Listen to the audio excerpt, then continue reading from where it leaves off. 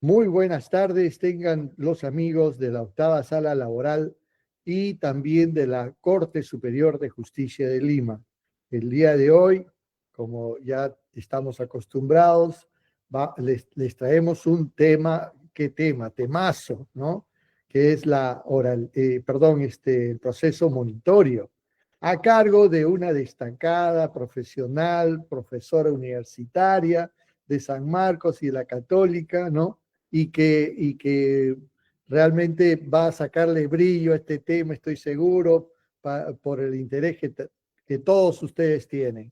Así de que vamos a pasar, bienvenida, doctora Andrea Sánchez, y vamos a leer el currículum vitae de usted, por favor. Un momentito. Gracias.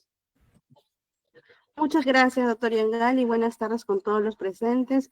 Bienvenidos al curso de alta especialización, análisis del proyecto del Código Procesal de Trabajo.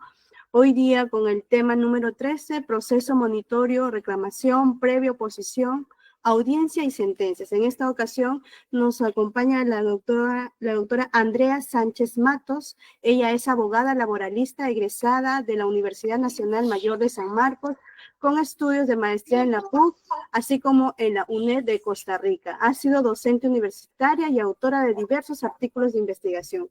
Con nosotros la doctora Andrea Carolina. Adelante, doctora, para que pueda iniciar su ponencia. Muchísimas gracias, Celeste. Muchísimas gracias, doctor Gino Yangali. Para mí es un placer estar aquí. Muchas gracias por la invitación. Bueno, permítanme compartir pantalla, por favor.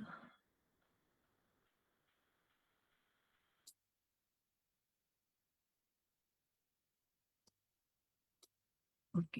Se comparte, ¿no? ¿Se ve?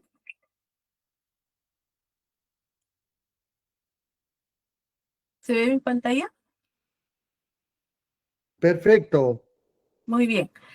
Entonces, en esta ocasión vamos a hablar, como efectivamente decía el doctor Gino Yangali, es un tema muy importante para la justicia laboral, y si se aprueba este proyecto de Código de Trabajo será pues un proceso importante como un instrumento, una herramienta que van a tener los trabajadores o los justiciables para obtener justicia, sobre todo en casos de menor cuantía, como vamos a ver en este caso.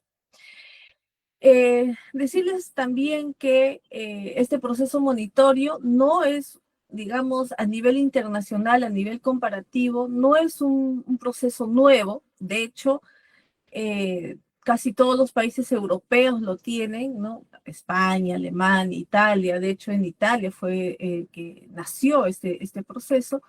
Y a nivel latinoamericano también tienen sus procesos monitorios laborales.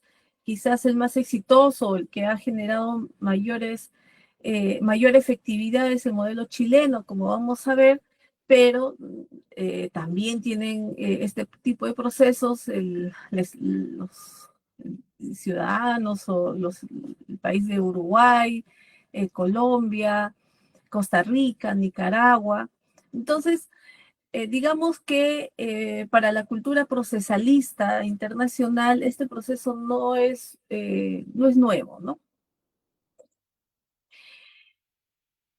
Respecto a este proceso, bueno, es un proceso especial porque se diferencia bastante al proceso único, el proceso ordinario, y está restringido para determinados casos, para determinados casos de obligación de dar sumas de dinero, ¿no? Créditos dinerarios de menor cuantía. Este acceso, este tipo de proceso especial no es para cualquier materia, sino para aquellos que el justiciable, el trabajador, ¿no? Que es el acreedor de una deuda laboral, necesita acudir a la instancia judicial para que se le pague, ¿no? un monto dinerario. En este tipo de procesos no se cuestiona necesariamente la fuente de las obligaciones, sino solamente se cuestiona el pago, ¿no? En otras palabras, el demandante tiene en su demanda, tiene que adjuntar documentos que prueben, ¿no?, que tiene una fuente de una obligación, por ejemplo, que no se le pagó las remuneraciones, o quizás podría ser que no se le pague algún beneficio social, o la indemnización por no gozar vacaciones. Entonces, no se cuestiona la fuente de la obligación, sino no cumplir con una obligación dineraria. Frente a estas circunstancias, lo que quiere la naturaleza jurídica de este proceso monitorio es que el demandado, ¿no?, en este caso el empleador, pague o dé razones del por qué considera que no es el obligado de esa obligación, que no debería pagar, ¿no? Entonces, lo que busca este proceso es terminar rápido, la celeridad, hacer que el conflicto, porque finalmente cuando no hay un cumplimiento de una obligación significa que hay un conflicto jurídico, este conflicto se solucione en el menor tiempo posible. Y por eso es que, digamos que se retrasa, ¿no?, si se quiere, no es que se elimine la etapa de cognición, sino que se retrasa la etapa de cognición a condición de que en este caso el demandado decida o perciba que lo que se le está conminando a pagar no existe, o está mal calculado, o simplemente ya pagó, ¿no? Entonces, no es que se le quite el derecho a ser oído, sino que se retrasa, ¿no? Se retrasa cuando se opone al requerimiento de pago, entonces ya se abre, tardíamente, por supuesto, toda la etapa cognitiva, ¿no? Ahora bien, si uno analiza este proceso monitorio a nivel internacional, podemos ver que hay varios tipos de procedimientos monitorios. Si se quiere, varios formas, ¿no?, de conminar de forma célere, rápida, estos créditos dinerarios de menor cuantía. A nivel internacional podemos, por ejemplo, lo que Calamandrei ha señalado, hay dos tipos, puro o documental, ¿no? ¿Cuándo será puro? Cuando, por ejemplo, en Italia, simplemente el acreedor, ¿no?, simplemente acude al Poder Judicial y dice: yo tengo un monto que no se me ha pagado, por favor que se me pague. Y no tiene ninguna obligación de adjuntar algún documento que sustente, ¿no?, esa cobranza. Y aún así, ¿no?, el Poder Judicial se accede al acceso a la justicia y conmina al deudor a que pague. Y al deudor se le carga al deudor, es una carga que tiene el deudor demandado, de decir: no, esta obligación no existe o está mal calculada. ¿A través de qué? A través de un acto formal que se llama la oposición, ¿no? La oposición a que yo me opongo a que me conminen el pago de esta deuda. Entonces, en este tipo de proceso no se necesita ningún documento. Tú solamente presentas tu demanda y punto. Pero hay otro tipo, que es el documental, que es el que está cogiendo, es el modelo que se está cogiendo en este proyecto de código, donde el demandante sí tiene que adjuntar un documento, la fuente de la obligación, de forma tal que al juez le permita convencerse, ¿no?, de que de verdad el demandante tiene razón de la fuente de la obligación. Puede ser, por ejemplo, el contrato de trabajo, la boleta de pago donde consta que no se le ha pagado, por ejemplo, un beneficio social, o puede ser correos electrónicos, etc. Entonces, sí, para nuestro modelo, sí exige documentos que le pueda ayudar a tener certeza al juez para dictar este mandato de cumplimiento. Ahora bien, también hay otros tipos de monitorios donde se puede acceder, ¿no?, al proceso monitorio de forma inmediata, sin ningún tipo de fase previa, ¿no? Simplemente yo voy de frente al Poder Judicial, presento mi demanda y ya verá el demandado si se opone y si se abre la etapa adversarial o si simplemente paga y se acaba el proceso. Pero nuestro modelo ha optado por el segundo, ¿no? El segundo modelo, que es la fase previa, es decir, que se exige que el demandante vaya a una conciliación previa, ya sea al Ministerio de Trabajo, ya sea, como vamos a ver ahora, o a una institución que realiza conciliaciones privadas, ¿no? Y de forma tal que lo que se busca, ¿no?, a mi parecer, es que tanto el demandante como el demandado ya sepan que hay un pleito pendiente, ¿no?, un conflicto, un requerimiento, una pretensión de pago por parte del demandante, y el demandado sepa, porque exige, como vamos a ver, que el demandado sea notificado de forma personal. Entonces, ya ambas partes, ¿no?, con la conciliación previa, saben del conflicto. No es que se les sorprenda al demandado con un requerimiento de pago, porque ya se enteró. Es más, en el momento de conciliación, el demandado tiene la oportunidad de adjuntar todos los medios probatorios que considere oportuno para sustentar, por ejemplo, su posición de no querer llegar a una conciliación. Entonces, es el modelo que estamos igual optando, ¿no?, con fase previa de la conciliación. Y por otro, ¿no?, con otro tipo de monitoreo, es el que tiene límite en cuantía o no tiene límites en cuantía, ¿no? Nosotros hemos puesto un límite. El proyecto de Código Procesal del Trabajo propone que se ponga un límite de cuantía, que son 100 URPs, que actualmente llega pues a reclamaciones dinerarias de hasta 5.350 soles, ¿no? Que, como vemos, 5.350 soles son montos en realidad bastante pequeños, lo cual nos hace ver pues que está dirigido, por ejemplo, a trabajadores que tienen remuneraciones pequeñas, ¿no?, muy pequeñas, lo cual nos parece que es importante que se promueva y que se apruebe este proceso especial del monitorio, porque va a facilitar el acceso a la justicia a trabajadores que están en una situación de mayor vulnerabilidad, ¿no? Porque estamos hablando de obreros, estamos hablando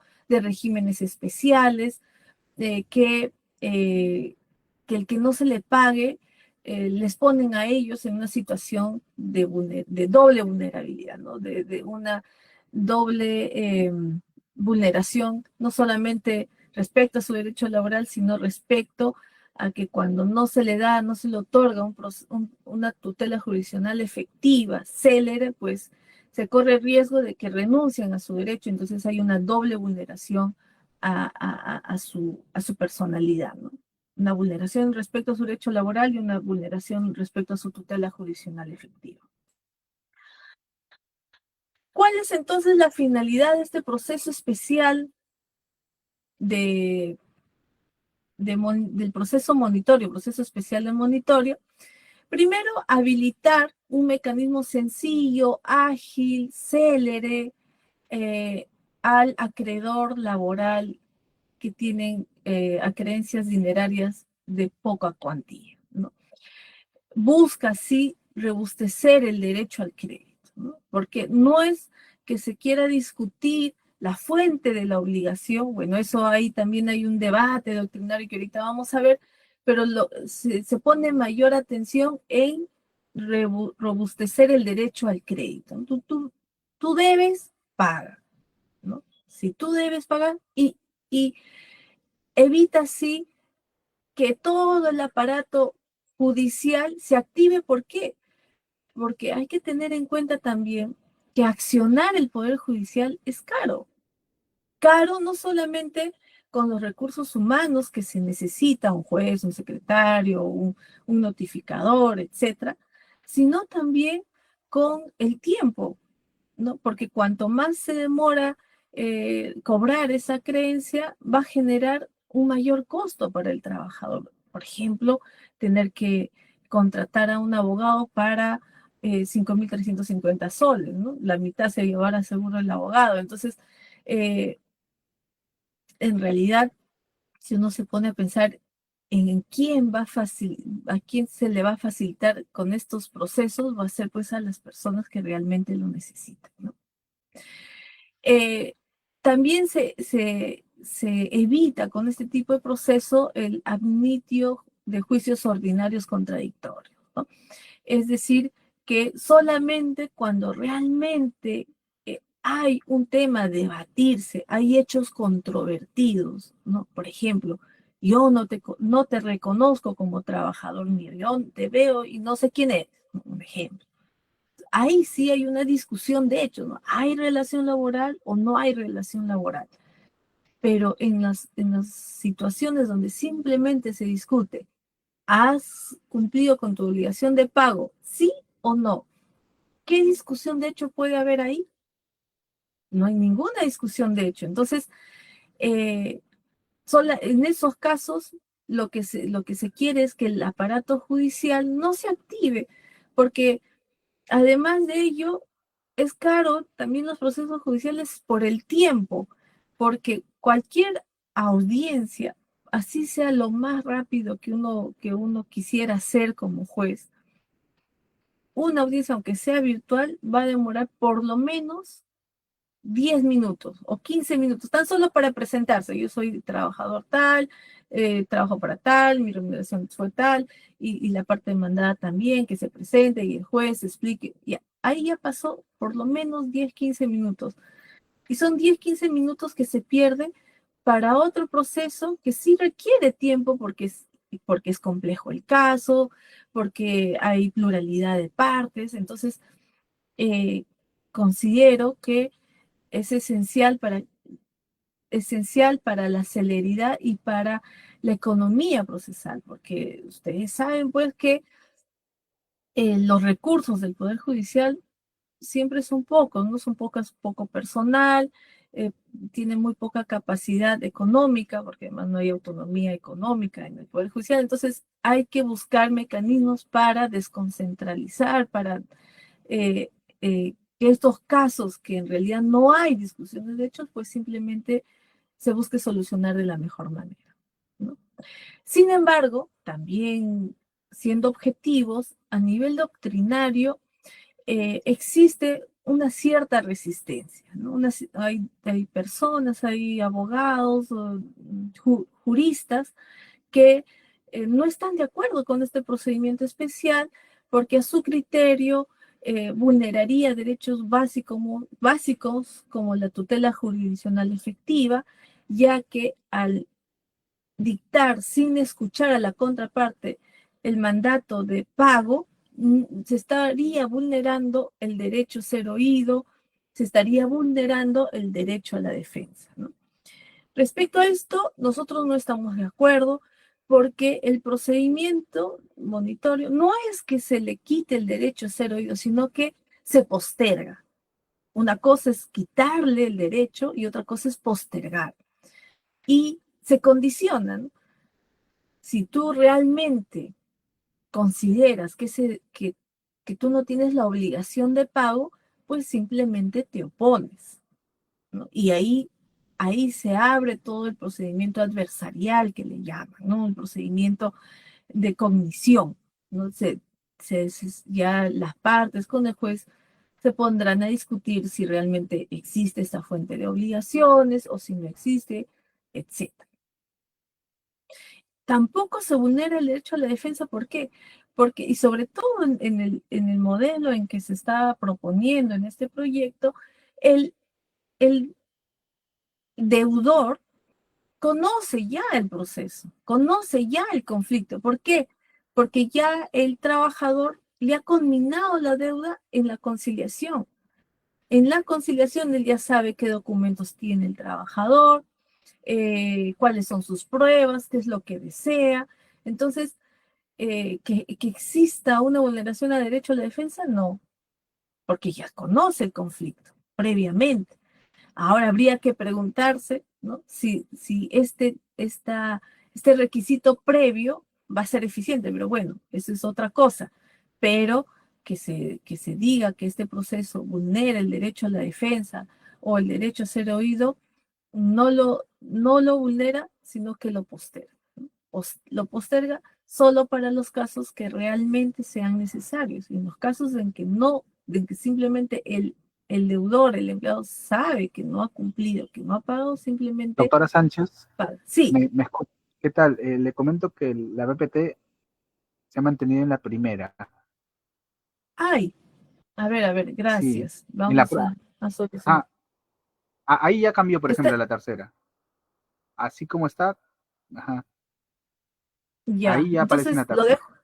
dejo, entonces lo dejo ahí para que no se desaparezca Claro, de nuevo. Ya, listo, gracias. listo. Ahí pueden ver, ¿no? He cambiado la Sí, otra ahora sí. diapositiva. Ah, Ok, ahora sí. perfecto. Ya, gracias. También voy a reducir esto para que no estorbe. Ya. Y esto lo voy a poner. Bueno, ya. Entonces, y este proceso monitorio ha tenido un éxito a nivel internacional, ¿no? Estadísticamente, les he traído aquí estadísticas de nuestro vecino Chile, que gracias a Dios siempre tiene estadísticas a disposición año tras año. En eso ellos son bien disciplinados, como España también, su estadística, justicia dato a dato. Pero bueno, Chile es un modelo exitoso, ya que más o menos el 30% de sus casos, ¿no?, es resuelto por este procedimiento monitorio, ¿no? Y no les he traído el tiempo, pero el tiempo en un monitorio puede ser de un mes y medio. Por supuesto que va variando de distintos judiciales. En los últimos años el número de causas ha aumentado eh, inmensamente en Chile, porque el hecho de facilitar el acceso a la justicia también se genera mayor demanda, ¿no? Entonces, y esto en los últimos años, la demora ha aumentado un poco. Sin embargo, a pesar de eso, el proceso monitorio es exitoso en Chile, ¿no? Como ustedes pueden ver en este gráfico, ha habido 37.184 procesos ordinarios y 30.742 procesos monitorios, ¿no? Si comparamos el ordinario con el monitorio, casi, si el ordinario es 100%, el monitorio más o menos es el 80%, ¿no? Le sigue el proceso de tutela de derechos fundamentales, el proceso de reclamo, actividad antisindical y el procedimiento antiguo, que ya a estas alturas casi ya no existe en Chile, ¿no? Entonces, como vemos, es un proceso exitoso, ¿no? También hay que decir que no en todos los modelos el proceso monitorio es exitoso, ¿no? Por ejemplo, en España hay cuellos de botella, no ha funcionado como ellos esperaban el proceso monitorio, y en su evaluación del por qué no ha funcionado, ellos dicen que el hecho de que um, se requiera la conciliación previa para el trabajador es un poco más difícil, ¿no?, satisfacer este requisito. Por lo tanto, hacen de que prefieren, ¿no?, los trabajadores ir hacia el proceso ordinario, ¿no? Y además porque allá también la justicia ordinaria es bastante rápida, ¿no? En promedio, un proceso ordinario en España está durando 6 meses desde que inicia en primera instancia y hasta que termina todo, hasta el procedimiento de ejecución. Entonces, es bastante rápido en realidad. Vamos a ver, siguiente. Pero ahora nos vamos a concentrar cuál es el modelo, ¿no?, que se está postulando en el Perú, en este proyecto de Código Procesal de Trabajo, que dicho sea de paso, y aquí un paréntesis, yo espero, comparto, digamos, la esperanza de que se apruebe este proyecto de Código de Trabajo, Hay algunas cositas que podrían mejorarse, pero bueno, yo supongo que esto se mejorará en la discusión, pero el hecho de que incluyan procesos especiales tan importantes como este es el procedimiento monitorio, el proceso de tutela de derechos fundamentales, el proceso de colectivos de trabajo, me parece que mejora la justicia laboral, mejora el acceso a la justicia laboral, descarga, ¿no?, el trabajo el trabajo a veces innecesario que se tiene por parte de los operadores jurídicos, de los jueces, ¿no? Y me parece que sería un gran avance, ¿no? Sin embargo, también debo decir que para cualquier proceso de reingeniería o cambio procesal, exige pues el presupuesto necesario para que sea exitoso, ¿no? Porque exige un cambio de chip, exige un cambio de cultura, no solamente de los jueces, sino también de nosotros como abogados, como litigantes, poder entender, ¿no? Y estas propuestas y esta capacitación pues va en esa línea, ¿no? De poder conocer estas novedades que en realidad no son tan novedades porque a nivel internacional ya lo tienen ya hace 20 años, pero ahí tenemos que seguir hacia adelante, ¿no? De seguir modernizando nuestra justicia laboral. Entonces, ¿cuál es el modelo que propone el proyecto de código de trabajo? Perdón, sí, proyecto de código procesal del trabajo. Primero, que este procedimiento está restringido a los cumplimientos de obligación de dar, ¿no? Obligación de dar de naturaleza dineraria, se entiende, ¿no? ¿Quién va a ser el juez competente? Va a ser el juez de paz letrado laboral, ¿no? Que también ha sido una lucha el que ahora ya exista juez de paz letrados laborales, o sea, especializados, porque la naturaleza, la discusión de la justicia laboral exige una alta especialización, ¿no? ¿Para qué? Para que puedan aplicar de forma correcta principios laborales que no lo tienen otras disciplinas procesales ni materiales. También existe una limitación en cuanto al monto, ¿no?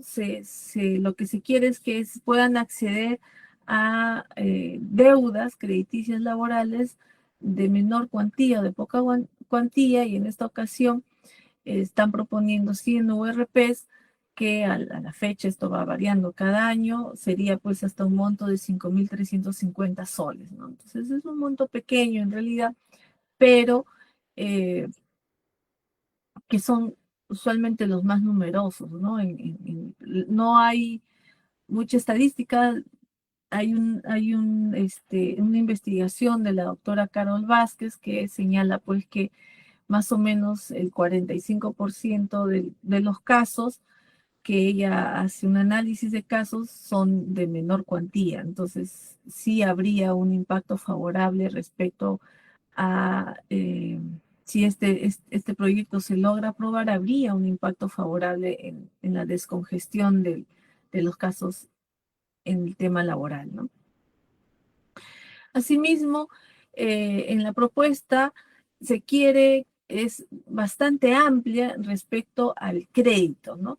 De la fuente de crédito, ¿no? De las personas que son acreedores, ¿no? No solamente pueden acceder a este tipo de procedimientos los trabajadores, digamos, normales, los que tienen un contrato de trabajo, están subordinados, sino también otro tipo de trabajadores, como son los trabajadores con contratos formativos, ¿no? Contratos formativos de capacitación,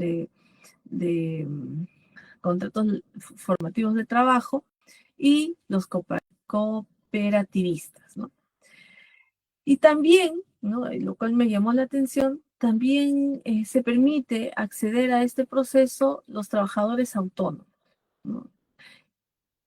Lo cual es una forma, me parece muy loable, que vayan incluyendo a los trabajadores autónomos, sobre todo aquellos que son los llamados económicamente dependientes, ¿no? Que en otras legislaciones como la de España ya vienen hace muchos años tratándolos de incorporar al ámbito laboral, ¿no? Solamente los trabajadores autónomos dependientemente económicos. Ahora, respecto a la pretensión, el proyecto no es muy claro, dice, en la pretensión serán todos aquellos referidos a aspectos sustanciales o conexos, ¿no? Entonces, ¿qué se considera sustancial? Por ejemplo, ¿no? Si yo soy un obrero que vengo trabajando con recibos y honorarios y no me han pagado un sueldo, ¿no?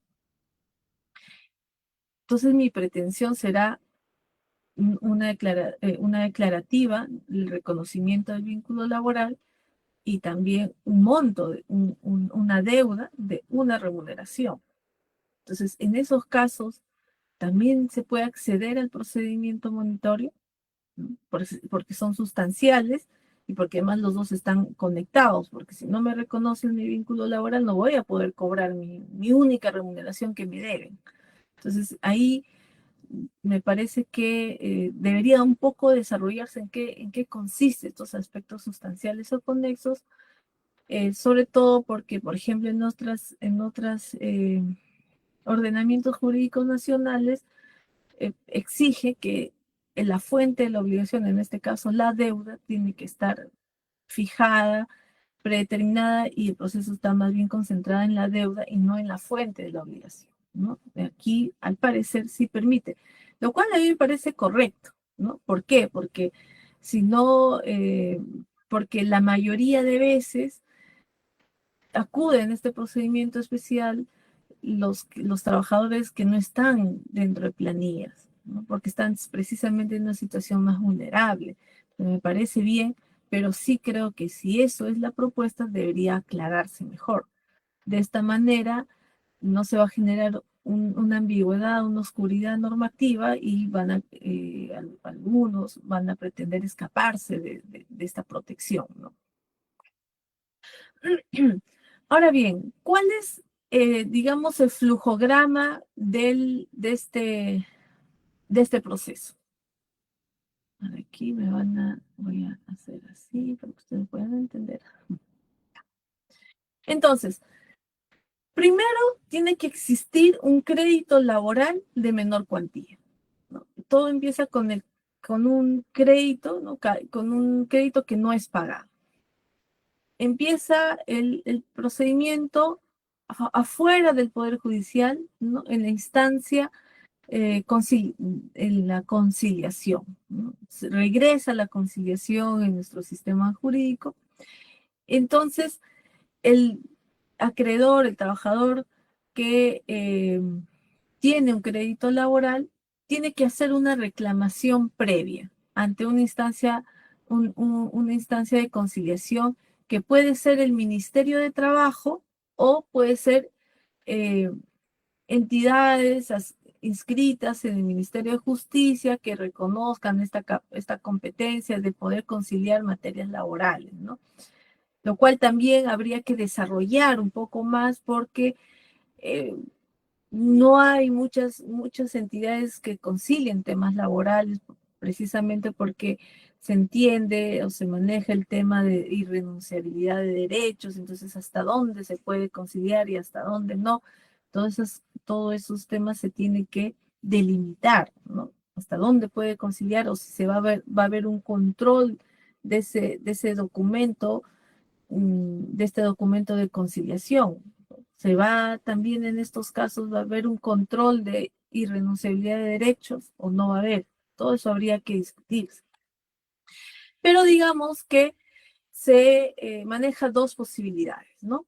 Existe un acuerdo, entonces va a haber un acto de conciliación, y si no hay un acuerdo o hay un acuerdo parcial o el demandado, ¿no? El deudor demandado, el empleador deudor demandado no asiste, entonces el trabajador tiene habilitado presentar una demanda monitoria en un plazo de 30 días hábiles, ¿no?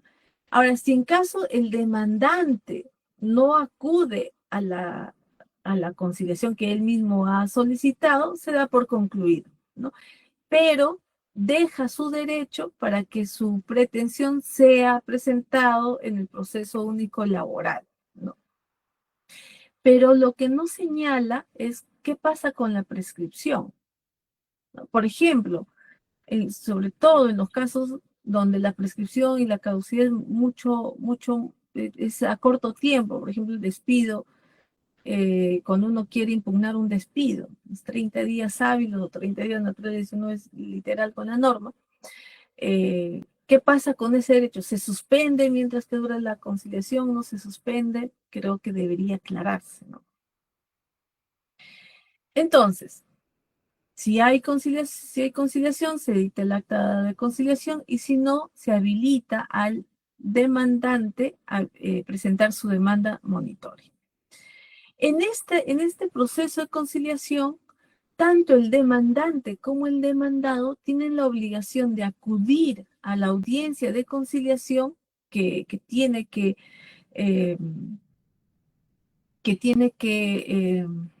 señalar día, hora el conciliador de forma inmediata. En esta audiencia de conciliación, tanto el demandante y el demandado tienen la obligación de presentar toda la documentación que consideren oportuna e importante. Entonces ahí se puede ver que la carga, ¿no?, de probar tanto la fuente de la obligación como la obligación, la deuda, es por parte del demandante del trabajador. Ahora bien, pasados los 30 días hábiles, que es bastante tiempo en realidad, de forma inmediata, según el proyecto, señala que de forma inmediata el juez, a criterio, ¿no?, de su sana crítica, podrá o no dictar un auto de requerimiento judicial de pago contra el demandado. Dice de forma inmediata. Bueno, entiendo que recibe la demanda y en su resolución número 1 que admite, dictará ahí mismo, en su auto de admisibilidad, también dictará el requerimiento judicial de pago, ¿no? Ahora bien, cuando se emite el auto de requerimiento judicial de pago, puede ocurrir 3 supuestos. El primero, que paga, ¿no? Dice, bueno, sí, yo soy deudor, soy el empleador, recibo mi auto de requerimiento, que dicho sea de paso, se notifica de acuerdo, no existen reglas especiales, a diferencia de otros países, no existen reglas especiales de notificación, porque se entiende que ya que el empleador sabe de la litis, entonces no existen reglas especiales y por lo tanto toma conocimiento de este auto de requerimiento y paga, ¿no? Y ahí termina el proceso, porque ya se solucionó el conflicto, no hay tema debatible que justifique que se abra el tema adversarial o cognitiva. Se termina el proceso, se logra el objetivo, ¿no?, que es solucionar el conflicto. Pero también puede ser que no se opone. Entonces, en ese caso, ¿qué pasa? ¿Qué pasa? Que no paga, pero tampoco se opone. Tampoco presenta su recurso diciendo, yo me opongo. No dice nada, simplemente se queda callado. En esos casos, no es claro el proyecto de Código Procesal de Trabajo, a diferencia de otros ordenamientos jurídicos, y me parece que es importante, y lo vamos a detallar más adelante, que es necesario que se detalle qué pasa cuando el demandado no se opone, pero tampoco paga. Se vence el plazo que señala el auto de requerimiento judicial de pago, se vence y no hay oposición. Entonces, ¿qué pasa ahí? Pero luego vamos a regresar a este punto. Entonces, si se opone, puede haber 2 tipos de oposición. Una oposición completa, es decir, yo no te quiero pagar ni un céntimo, ¿no?, porque considero que no te debo nada, o puede haber una oposición parcial. Puede decir, bueno, ya, yo te voy a pagar solamente una remuneración de tus vacaciones, pero no te voy a pagar la indemnización de tus vacaciones. Entonces, ahí hay una oposición parcial. En caso que exista esa oposición parcial, la legislación señala que tendrá 5 días hábiles para que pague lo que está reconociendo, ¿no? El pago de las vacaciones. No la indemnización, porque respecto a ese extremo se está oponiendo, ¿no? Entonces, si ya opera la oposición, el juez tiene que fijar una audiencia única de conciliación y juicio, ¿no? En un plazo de 15 días hábiles. En esta audiencia única de conciliación y juicio se concentran todas las actuaciones judiciales como conciliación, donde el juez tiene la posibilidad y el derecho de formular una fórmula conciliatoria, lo cual a mí me parece que también es un gran avance. Se actúa a todos los medios probatorios, donde el demandado presenta los medios probatorios con su escrito de oposición. Ahí presenta sus medios probatorios en el que justificará el que no existe esta fuente de obligación, ¿no? Donde en su escrito de oposición habrá los alegatos de las partes y el juez dictará sentencia en la misma audiencia. Y salvo excepciones, ¿no? De acuerdo a ley, de acuerdo al proyecto, dice, en caso de que exista complejidad en el caso o exista pluralidad de partes, de demandantes o de demandados, puede dictar sentencia en un plazo de 3 días. Y dictada la sentencia, existe la posibilidad de apelar en un plazo de 5 días hábiles, ¿no? Lo cual también habría que pensar qué cosas se puede apelar. Se puede apelar el auto de requerimiento judicial, se puede apelar la sentencia, y cuál podría ser el fundamento de esta apelación, porque, por ejemplo, en otros ordenamientos jurídicos no se permite la apelación, lo que se permite es la nulidad, ¿no? Que es entonces, digamos, un instrumento recursivo mucho más acotado, mucho más cerrado, ¿no? Entonces, esto es el procedimiento monitorio en pocas palabras. Ahora vamos a discutir algunas cosas, algunas instituciones en específico respecto a este procedimiento y el modelo que se está proponiendo. Primero, respecto a las exigencias de actos previos. Yo les decía que el modelo de proceso monitorio exige estos actos previos, ¿no? Que es el requerimiento, ¿no? de una conciliación, ya sea en el Ministerio de Trabajo o entes conciliadores privados, ¿no? Esta conciliación se debe fijar al momento de recepción de reclamo. Exige, ¿no? Importante, porque esta es una discusión también doctrinaria, ¿no? Se debe notificar de forma personal al empleador o a la persona que se encuentre en el domicilio del empleador, anotando las incidencias que acrediten su recepción. Esto va a ser muy importante y también muy importante para los demandantes. ¿Por qué? ¿Qué pasa cuando demandamos frente a empleadores que han cesado sus actividades empresariales? O cuando tienen más de una dirección, más de un domicilio, o simplemente no quieren recepcionar la notificación. Por eso es que la recomendación de otras experiencias,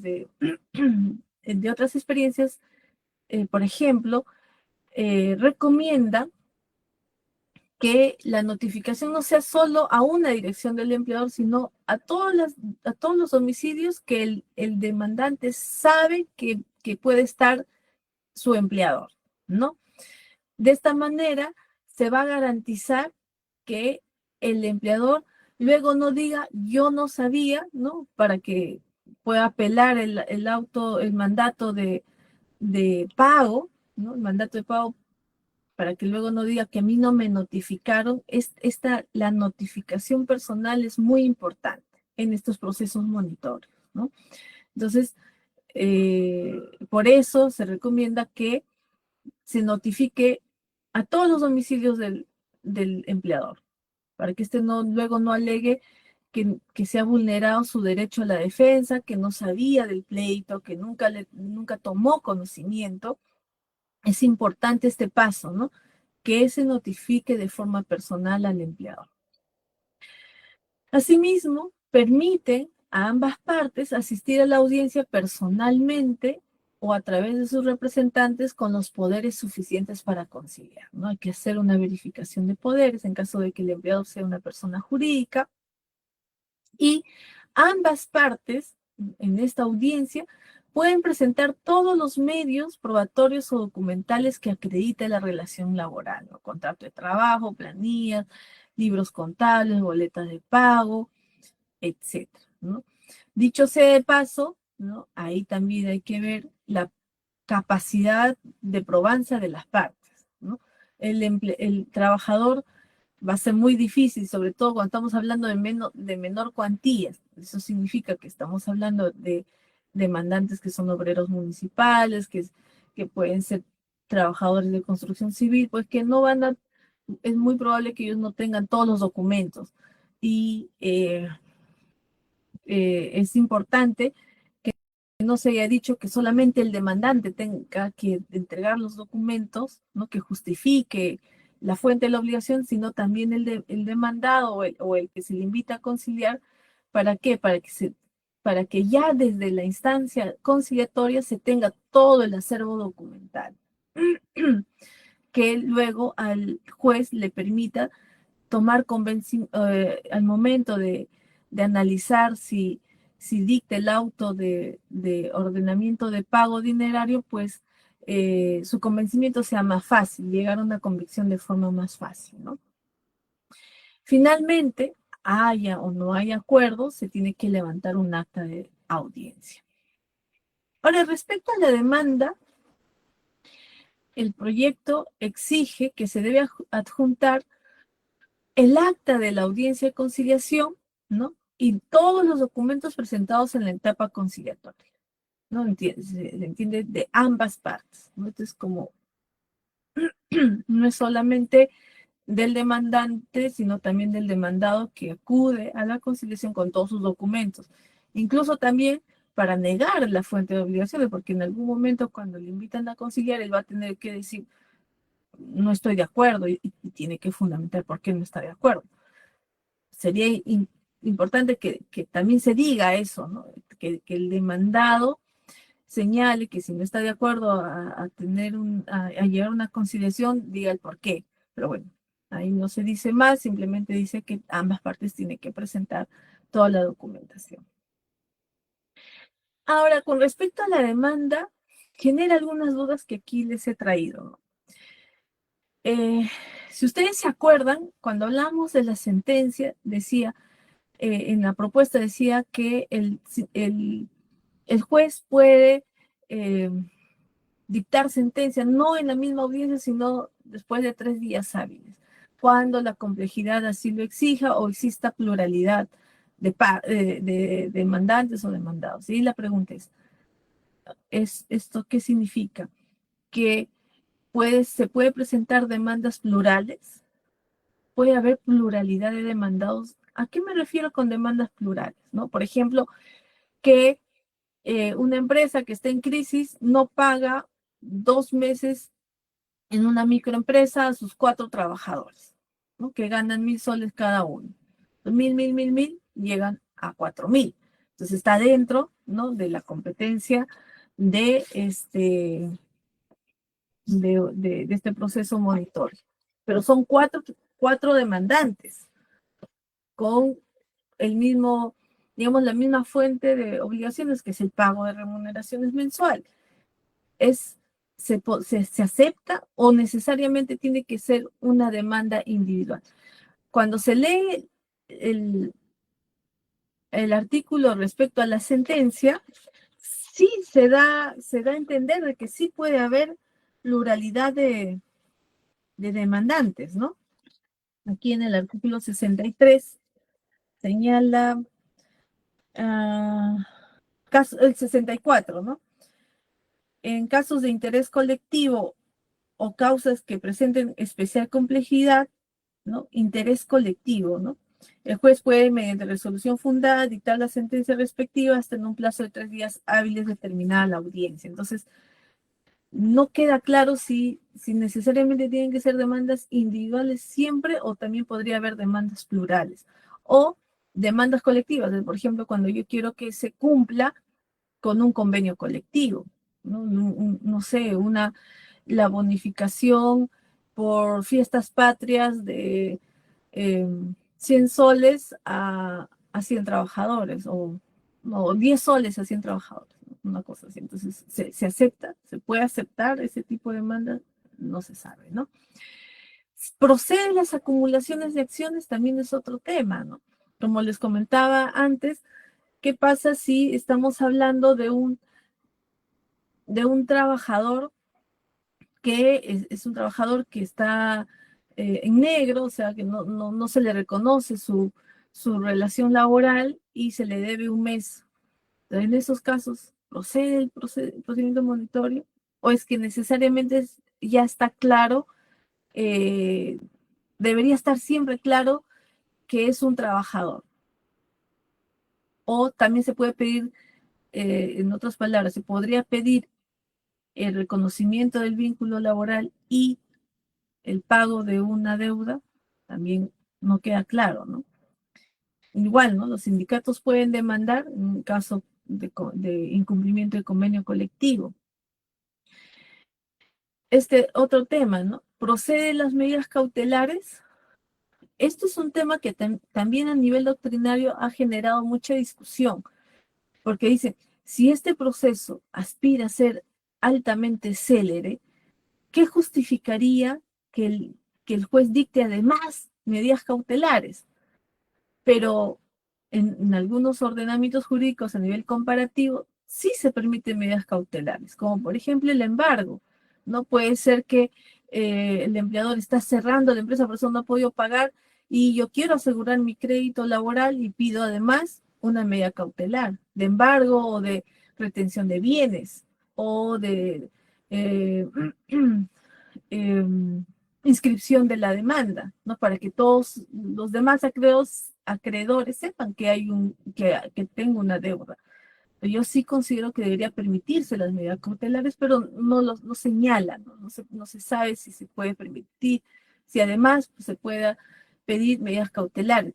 Además, teniendo en cuenta que a nivel histórico, lamentablemente, los plazos que se señalan en la ley procesal no son los plazos que se da en la realidad, en nuestra realidad peruana, ¿no? Muchas veces, porque existe mucha carga laboral, muy pocos recursos humanos, existe una sobrecarga, una morosidad judicial, entonces tenemos que ponernos en todos los supuestos, no solamente en los más exitosos, que sería bueno que funcionara esto, pero también debemos ponernos en un supuesto en que si no funciona y que estos procesos se demoran más de lo que deberían, creo que una medida cautelar también se debería permitir, ¿no? El otro tema es, ¿procede la firma de abogados? ¿No? Creo que no, en la medida de que estamos ante montos muy pequeños, pero ¿no? La realidad también nos enseña de que un trabajador que accede al proceso laboral sin abogado está en una situación totalmente de desventaja por desconocimiento de sus derechos y porque no es abogado, entonces presentan mal las demandas y eso genera a la corta, a la larga, indefensión, ¿no? Sobre todo porque los jueces en el Perú, no en otros países, tiene como una especie de camisa de fuerza, de no poder reconocer derechos que las propias partes no hayan señalado. Entonces, creo que más que darle facilidad de no acceder a este proceso sin abogado, creo que debería copiarnos, ¿no? De la experiencia chilena que tienen como una especie de Ministerio Público del Trabajador, que son abogados, dicho sea de paso, muy buenos y que ejercen, ¿no? Una tutela, una defensa de los abogados, de los trabajadores muy buena, ¿no? Creo que eso garantiza mejor la tutela jurisdiccional efectiva del trabajador. Ahora, respecto al requerimiento judicial de pago, ¿no? ¿Qué consecuencia tiene si el juez valora, ¿no? O sea, en el momento en que presentan la demanda monitoria, en esa demanda está el acta de conciliación con todo el acervo documental, están los documentos que ha presentado el demandante, y qué pasa cuando lee todo ese documento y el juez no llega a tener un convencimiento de que realmente existe la fuente de obligación, ¿no? Y no dicta este auto de requerimiento judicial de pago. ¿Qué pasa con la prescripción y la caducidad? Se suspende teniendo en cuenta los plazos, porque ya el demandante fue a la instancia conciliatoria, probablemente esta instancia conciliatoria le va a durar por lo menos 20 días, ¿no? Hasta que notifiquen al demandado, se celebre la audiencia de conciliación. A eso le tienes que sumar 30 días que tiene el plazo para presentar la demanda conciliatoria. Entonces, en ese plazo ya, por ejemplo, la pretensión del despido, indemnización sí, tendría que ser indemnización por despido arbitrario y ya habría fenecido. Entonces, ¿qué pasa con la prescripción y la caducidad? Creo que debería especificarse, ¿no? La otra gran pregunta que no solamente se hace aquí en el Perú, sino a nivel comparativo, es si este auto de requerimiento judicial de pago debe ser motivado, ¿no? En algunas experiencias dicen que no, que simplemente se debe dictar el auto de requerimiento de pago, y si el empleador que ya sabe digamos, de la litis, considerará, presentará su oposición, que además deberá contener su contestación de la demanda, que no se dice, pero debería decirse, pero se entiende de toda la legislación, se entiende que es ahí donde se tiene que presentar la contestación de la demanda. Es ahí donde él aportará los medios al derecho, sino también a los hechos, ¿no? Ahora, para pronunciarse se considera, entre otros, en el artículo 60.2, ¿no?, del proyecto señala que el juez, ¿no?, considerará los antecedentes, la complejidad, la comparecencia, la existencia de pagos, ¿no? Y en mérito de eso dictará este requerimiento judicial de pago, pero no señala si en ese auto se tiene que señalar cómo ha llegado a la convicción, ¿no?, que ha permitido el dictamen, la emisión del auto de requerimiento judicial de pago, o si simplemente dicta, emítase, páguese en un plazo de 5 o 10 días hábiles tal obligación. No se señala expresamente, y seguramente esto será pues un tema de debate si no se especifica ahora, que todavía es un proyecto, ¿no?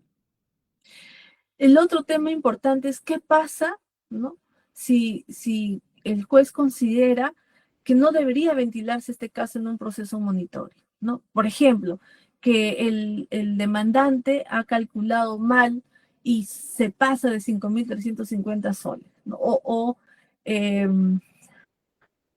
que el caso se vuelve complejo, ¿no? No solamente se puede advertir que no solamente se le debe una remuneración, sino se le debe utilidades, y hay muchos temas que dilucidar, y que un proceso monitorio no es la vía adecuada. ¿Puede el juez reconducirlo de oficio al procedimiento ordinario laboral, o no lo puede hacer, ¿no? Y esto es muy importante porque tiene que ver una vez más con este tema de prescripción y caducidad.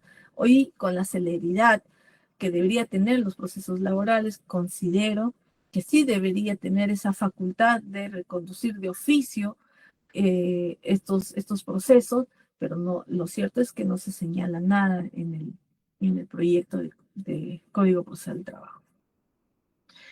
Luego, respecto a la oposición a esta resolución de requerimiento de pago, ¿no? Señala que el plazo, ¿no?, es de 10 días hábiles para pagar u oponerse, ¿no? El otro tema, como les decía anteriormente, es el tema de la notificación.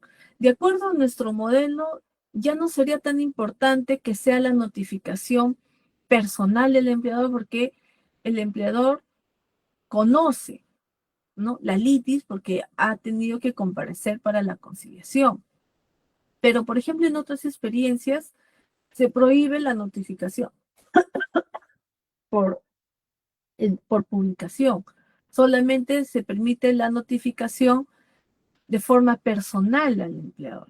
¿Por qué? Porque se sabe que es la única garantía que tiene el empleador de conocer, ¿no? Es la única oportunidad que tiene el empleador de conocer sobre la litis. Pero en este caso, en el modelo que nosotros estamos adoptando, se entiende que la litis lo conoce tanto el demandante como el demandado desde la conciliación, y por lo tanto, ya para la resolución de mandato de pago, ya se supone que el empleador tiene ya, ha señalado un domicilio donde se puede notificar, ¿no?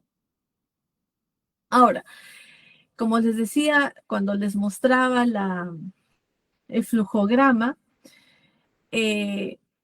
no señale, y esto creo me parece que es muy importante, y me parece que sí se tiene que completar, porque si no va a generar muchos vacíos normativos, es qué pasa cuando el demandado, ¿no?, el empleador demandado, el deudor, no cumple, ¿no?, con el requerimiento de pago, pasa el plazo, no cumple, pero tampoco se opone.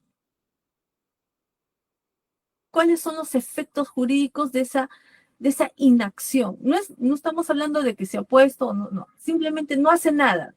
Sabemos que conoce el tema porque ya le han requerido en la conciliación, no va en la conciliación, se emite la resolución de requerimiento de pago, no se opone, simplemente no hace nada.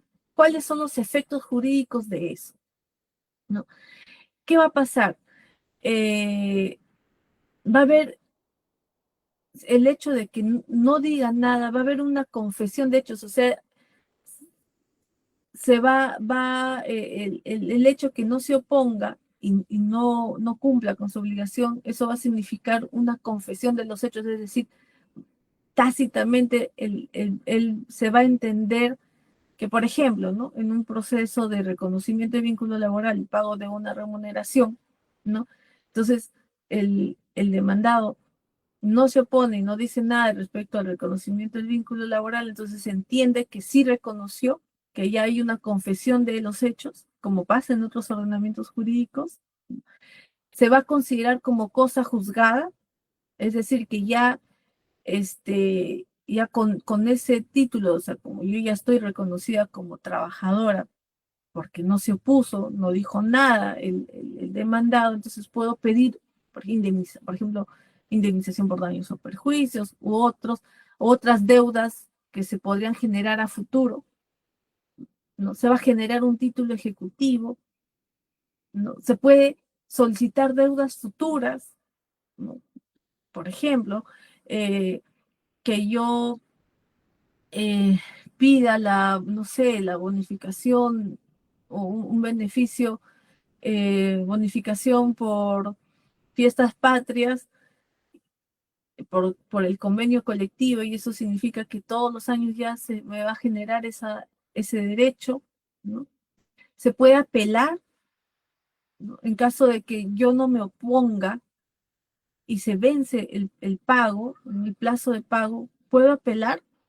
¿Y qué cosa tengo que argumentar en esa apelación? Puede ser amplia. Se supone que lo que se quiere es que se pague inmediatamente, y si no se opone tiene que haber consecuencias jurídicas, pero si se apela es como darle como una salida para que todo empiece de nuevo. Entonces, me parece que se tiene que reglamentar con mayor exhaustividad este supuesto, ¿no? ¿Qué pasa si no se opone y tampoco paga, ¿no? Y también en la propuesta, ¿no? Señala que, eh, que, que no lo desarrolla, pero sí lo menciona, ¿no? En el artículo 61.2, que el demandado puede presentar su oposición de forma extemporánea. ¿Qué significa esta presentación extemporánea de oposición? ¿Cuánto puede ser esta presentación extemporánea de oposición? ¿Un día, 2 días, 5 días, 10 días, 20 días, 30 días? No dice qué se entiende por esta presentación extemporánea de oposición. ¿O es que el juez de forma discrecional va a decir en su resolución de cumplimiento de requerimiento de pago, se puede presentar extemporáneamente hasta el día 10? ¿Y qué va a pasar con esa deuda? ¿Cuándo se va a adquirir o cuándo va a adquirir el título ejecutivo? No se entiende, ¿no? Hay como una especie de vacío, falta de desarrollar. A mí me parece que no debería, por los actos preclusivos, no debería admitirse este acto extemporáneo de oposición, sobre todo cuando el deudor ya sabe del conocimiento en la instancia previa. Esto es como darle una salida, un poco pueda salirse por la puerta trasera, ¿no? No me parece, porque creo que ahí sí desfiguraría todo el modelo, ¿no? Luego señala que cuando se vence, a mí me parece que haya habido un error de redacción, porque en el 61.4 habla de el reconocimiento parcial parcialmente la deuda, ¿no? El deudor reconoce parcialmente la deuda, y luego hay un punto seguido, dice: si se vence el plazo sin haberse efectuado el pago, el juez dispone de oficio su ejecución. Si se vence el plazo sin haberse efectuado el pago, el juez dispone de oficio su ejecución, ¿se refiere al reconocimiento parcial de la deuda o se refiere al mandato el mandato de pago, ¿no? Parece que debería haber un 61.5 que se han comido ahí, pero lo cierto es que no está claro, no, gramaticalmente no está claro. Entonces, creo que ahí hay un tema que se tiene que afinar un poco más. Ahora bien, digamos que el demandado se opone, ¿no? Se opera la audiencia única, se actúa a medios probatorios, y luego la sentencia, el juez tiene que emitir sentencia, ¿no? Tampoco, a diferencia de otros ordenamientos jurídicos, no señala nada qué pasa cuando el juez advierte que el demandado no debió oponerse al pago, que simplemente ha sido un acto dilatorio para evitar pagar. Y estamos hablando de pretensiones mínimas, ¿no? No llegan ni a 6.000 soles. Entonces, ¿qué pasa cuando hay esta temeridad a la oposición? Tiene que haber una consecuencia jurídica. Si bien es cierto, hay otros artículos que habla de la posibilidad de que el juez emita multas, ¿no? En caso eh, de temeridad procesal por parte de una de las partes, ¿no? Pero creo que esta imposición de multas es un acto muy discrecional del juez, y considero que más bien debería señalarse cuáles son las consecuencias, por ejemplo, el pago de una indemnización, en caso de que se advierta que el demandado no debió oponerse, porque no es que se haya opuesto simplemente en la audiencia, no solamente en el requerimiento de pago, sino en la audiencia, sino también en la conciliación. Y todo eso, si uno hace sumas y restas en el tiempo, es 3 meses desde que el demandante requiere, desde la conciliación hasta que se emita sentencia, puede pasar 3 meses, y es 3 meses donde se ha operado la conciliación, que tiene costos, donde el acreedor tiene que presentar su demanda, donde tiene que esperar que contestar la oposición, ver, asistir a la audiencia con su abogado, todo eso tiene sus costos. Y cuando el juez, porque un juez sabe, un juez puede advertir cuando el demandado ha presentado una oposición simplemente para dilatar el proceso. Entonces, tiene que haber una consecuencia jurídica frente a esas situaciones, ¿no? Una vez más, ¿no? Los casos de sentencia, en casos especiales no se señala cuáles son esos casos especiales, ¿no? Puede dictar sentencia después de 3 días hábiles de celebrada la audiencia única, y se tiene 5 días para presentar la apelación, ¿no? Y como les señalaba anteriormente, lamentablemente no señala reglas especiales, ¿no? Entonces, ¿qué puede apelar y qué no puede apelar? Porque si el demandado no cumplió con oponer la deuda, podría luego cuestionarla en apelación. Entonces, ¿para qué serviría la oposición si no va a tener ninguna consecuencia jurídica y luego se va a poder discutir en segunda instancia? Entonces, creo que es necesario también regular todo el contenido de la apelación para recortar la posibilidad de que se siga cuestionando algo que ya no debería cuestionarse porque el demandado ha sido negligente, pero si no se señala expresamente y se aplican las reglas generales, sí se va a poder, el demandado sí va a poder cuestionar la misma deuda o el monto cuando no debería, ¿no? Creo que estas son las observaciones que tiene este procedimiento. A pesar de todo, creo que debería aprobarse, pero sí debería afinarse para que este proceso pues cumpla con sus objetivos de ser un proceso célere, eficiente, y que cumpla con su finalidad de otorgar tutela jurisdiccional efectiva a los trabajadores que están en una situación de mayor vulnerabilidad. Muchísimas gracias. Muchísimas gracias, doctora Andrea. Excelente su participación, la felicito.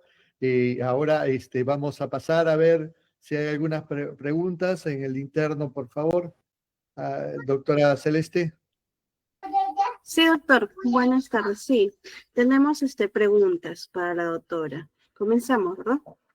Sí. Doctora.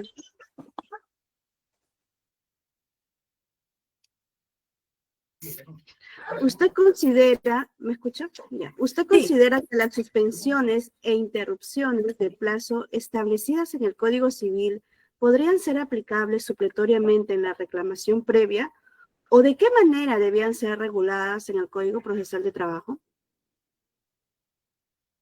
Bueno, las suspensiones, ¿qué me dijo? ¿Suspensiones y qué más? ¿Le vuelvo a leer, doctora?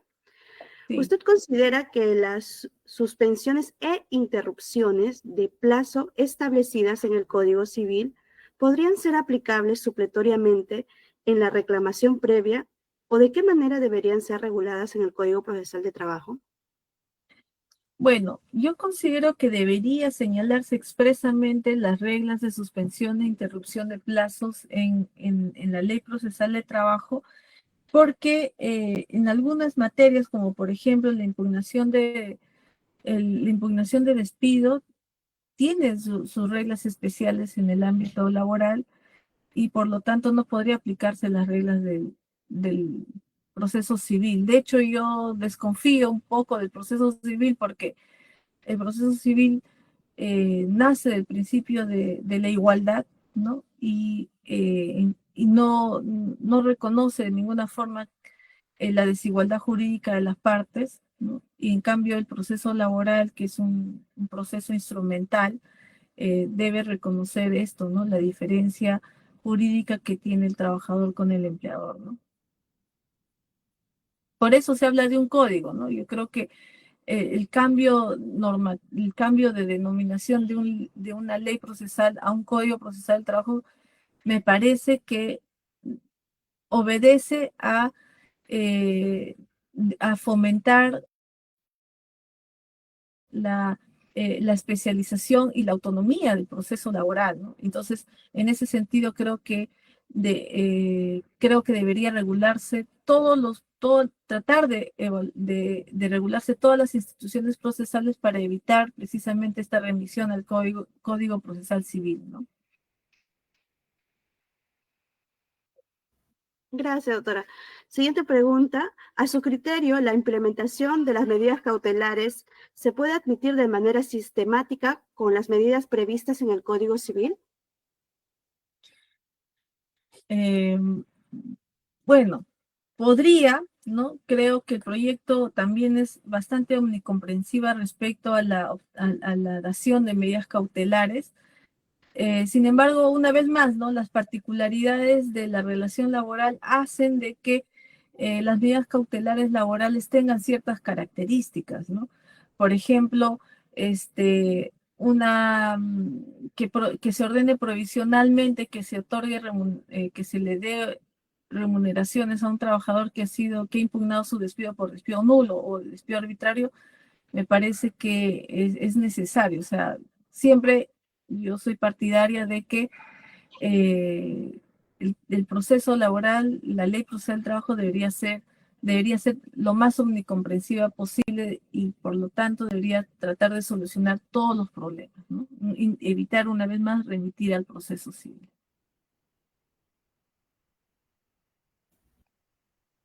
Ok, doctora, ninguna pregunta más.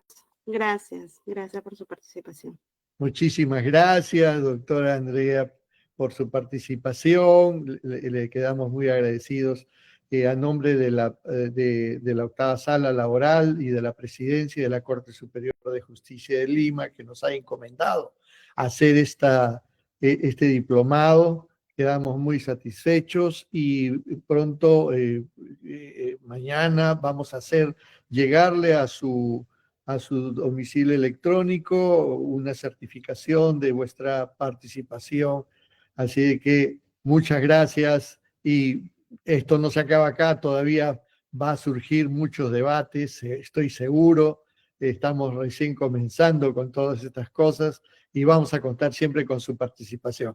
Muchísimas gracias. Un espacio para que usted se pueda despedir de nuestros amigos. Bueno, muchísimas gracias a todas y todos, y felicitarlos al doctor Gino Yangalis, como siempre, dando punche para que se fortalezca la justicia laboral. No es el único espacio de capacitación, siempre está ahí tratando de capacitar a todos, y eso me parece muy bueno porque fomenta esto que queremos todos, que es la cultura de cumplimiento, ¿no? Muchas gracias. Hasta Gracias. luego, muy amable. Hasta luego, cuídense. Suerte. Gracias. Gracias a los amigos de la octava sala y de la Corte Superior de Justicia de Lima. Muchas gracias por la atención que han tenido en esta intervención especial. Y también para el día martes 1 a las 5:30 de la tarde tenemos otro temazo.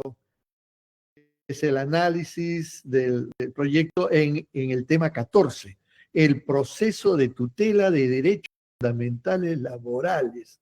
¡Wow! Es imperdible, así de que el que pierde esto, pierde. Así que los esperamos a todos. Un fuerte abrazo, muchas gracias siempre por su compañía y hasta el martes a las 5:30 con el profesor Toyama. Muy amable. Adiós.